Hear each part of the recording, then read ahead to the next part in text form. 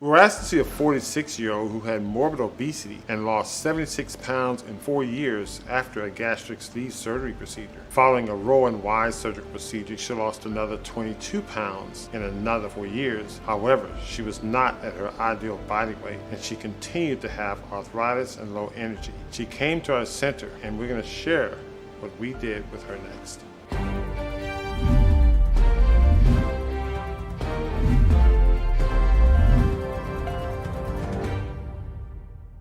Welcome back to Montgomery Heart and Wellness, and we have an interesting clinical round for you today.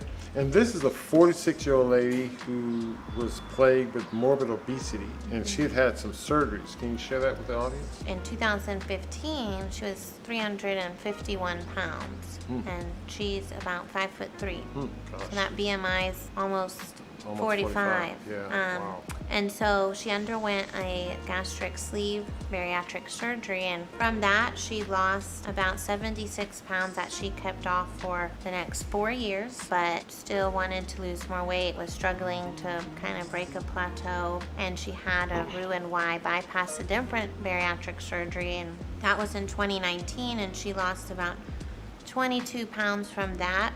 But that's all she lost for the next 4 years. But despite that, so in 8 years, she lost, 98 pounds? And she continued to have arthritis, I understand, and Fatigue, joint pains, sometimes brain fog, and probably wasn't getting all the right nutrients due to the bariatric surgeries and her diet. Yeah. So I want to emphasize one point here, because here's someone who lost 98 pounds, which is actually a substantial amount of weight loss. However, despite the weight loss, she wasn't healthier. She was probably just as sick when she was 98 pounds heavier than she was after losing weight. And the reason I like to emphasize that, because oftentimes people say, well, you just have to lose weight. And even some of my colleagues who are in the plant-based community say, yeah, weight loss.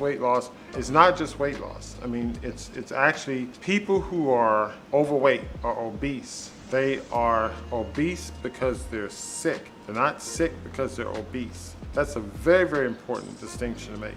And what we emphasize is to achieve optimal health. That's biochemical and physiological balance, and you go after that first. So if I've seen someone who comes in who's pencil thin and sick, who's morbid obese and who's sick, I use the same approach, because it's all about biochemical and physiological balance that's going to get you to optimal health. Once you get to optimal health, then the body's going to get to optimal weight. And so it's all about how you're controlling things at the cellular level, not just a matter of, chopping your stomach in half or whatever, you do with these surgical procedures, just so you can force the body to lose weight. Right. And sometimes good things can happen, but not usually. Good thing with her is she maintained the weight loss. Although she plateaued, most people we see gain it back. Her blood work also highlighted that she still had a lot of vascular inflammation in the body, because even though maybe she was kind of forced to eat smaller amounts due to the surgery, it wasn't the healthiest food. That's exactly right. So she wasn't changing her body in a healthy way at the cellular level. And in fact, in our studies that we've done, and we look at patients on our defined plant-based diet, we see reduction in inflammation. That's 6-fold times the percentage reduction in weight. So we know when you're eating the right diet, you're improving at the cellular level at a much faster rate than you are at the anthropomorphic level, which is important because that's the way it should happen. The cells should get healthy first, and then the rest of the change in the body will follow. So what did we do with her? So we started with the detox, and she did struggle with that, just eating some of those more raw produce items with the surgery. So eventually she did have some steamed or boiled vegetables and lots of smoothies, things like that. And over time, she kept losing weight. Her joint pain reduced significantly. Energy improved. Her whole persona improved. And with us for about, a year and 3 months, she lost another 80 pounds. A couple of interesting things you said. One, she didn't tolerate the raw foods, and we get comments a lot, and people asking about, oh, I can't tolerate raw foods. We see it in individuals with irritable bowel syndrome or any other type of inflammatory issue, and other people who don't have a defined diagnosis of irritable bowel. They probably have some level of it. They don't tolerate the raw plant foods right off. And also people who've had these types of surgeries can have challenges. What we typically do is we may do like cold pressed juices for a while to allow the GI system to heal. That may be 2 or 3 weeks, maybe a month. So if you're having trouble with raw solid foods, you can do that. Or you can lightly steam some, like what we did with her. We probably did maybe a combination of things. Right. But going to a defined plant-based diet helped out in an 80-pound weight loss in 1 year. So in 1.25 years, she lost 80 pounds compared to 8 years of losing 98 pounds. But that isn't really the most important thing. The most important thing is what? The C-reactive protein, one of those main biomarkers of inflammation, went down from a 10 all the way down to 0.5. 0.5 is awesome.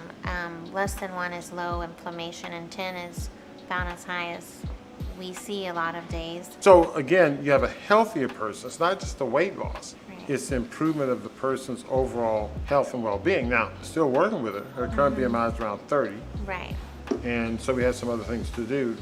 And we were looking at some of her labs. So some of the things we talked about recently with her were... Well, one thing, she also lowered her lipoprotein A.